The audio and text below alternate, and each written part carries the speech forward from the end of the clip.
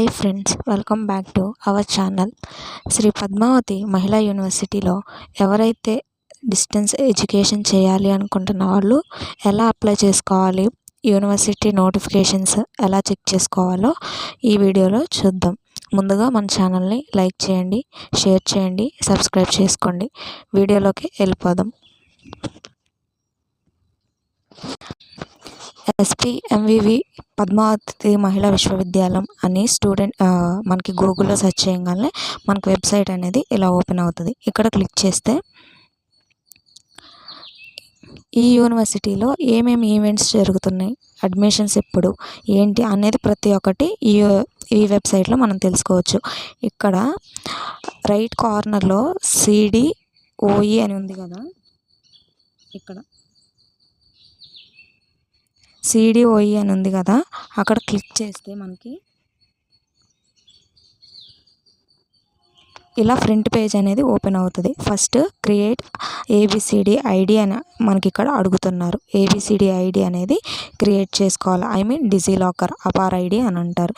ఇది క్రియేట్ చేసుకున్న తర్వాత క్రియేట్ DEBID క్రియేట్ చేసుకోవాలి అనమాట.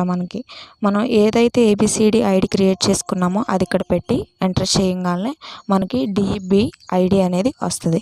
ఆ నెక్స్ట్ ప్రాసెస్ అనేది ఇక్కడ మనకి వెరిఫై ABCID మనం ఎప్పుడైతే అది క్రియేట్ చేసుకున్నామో అది ఇక్కడ ఎంటర్ చేయగానే మనకి వెరిఫై అయిపోయిన తర్వాత మన మెయిల్కి మెసేజ్ వస్తుంది, యాక్టివేట్ యువర్ అకౌంట్ అని. యాక్టివేట్ చేశాక మనం మళ్ళీ ఈ పేజ్లోకి వస్తాం. ఇక్కడ అపార్ ID DEBID వచ్చిన తర్వాత మనం పాస్వర్డ్, మెయిల్, మొబైల్ నెంబర్ అనేది మనం సబ్మిట్ చేయాలి. సబ్మిట్ చేసిన తర్వాత next step please fill the below details, create an account అనేది క్రియేట్ చేసుకోవాలి. మన మెయిల్ ID పెట్టి, ఫోన్ నెంబర్ పెట్టి, పాస్వర్డ్ ఇచ్చాక సబ్మిట్ కొట్టేస్తే మనకి వస్తుంది. అప్పుడు అకౌంట్ యాక్టివేట్ యువర్ అకౌంట్ అని చూపిస్తుంది. యాక్టివేట్ చేసుకోవాలన్నమాట ఇన్బాక్స్కి వెళ్ళి మెయిల్కి.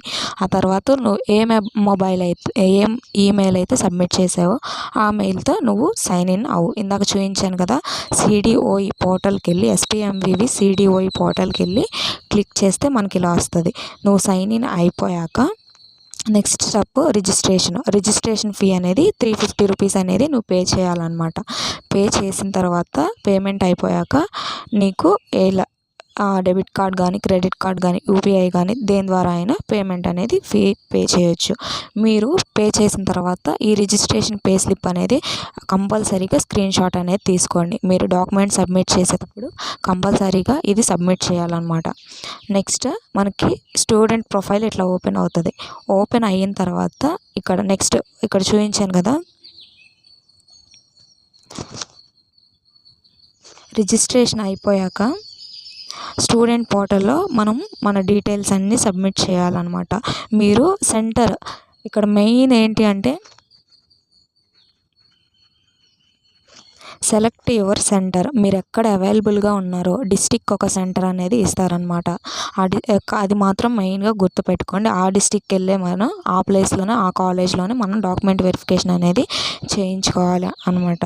మీరు అలాగే కోర్స్ టైప్ ఇది చూసి ఇవ్వండి, కన్ఫర్మ్ చేసుకొని హడావుడిలో ఇచ్చేయొద్దు. కోర్స్ టైపు మీరు క్లిక్ చేసుకోండి, ఏం కోర్స్ అయితే చేయాలి అనుకుంటున్నారో.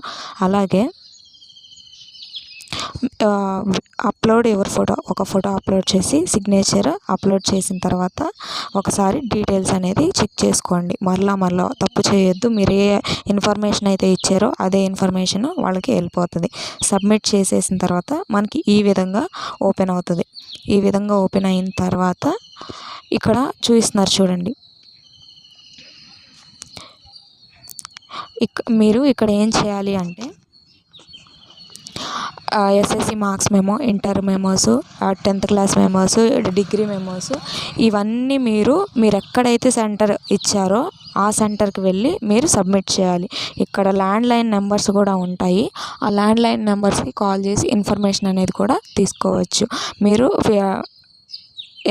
అడ్మిషన్ తీసుకున్న తర్వాత మీరు స్పాట్లో మనీ అనేది పే చేయాలి. వెంటనే బుక్స్ అనేవి మీకు రిటర్న్ ఇస్తారు. సో గైస్, ఇది మన ఛానల్ని సబ్స్క్రైబ్ చేసుకోండి. ఇంకా ఫర్దర్ వీడియోస్ కోసం ఇంకేమైనా ఇన్ఫర్మేషన్ తెలిస్తే మీకు షేర్ చేస్తాను. Thank you guys for watching this video.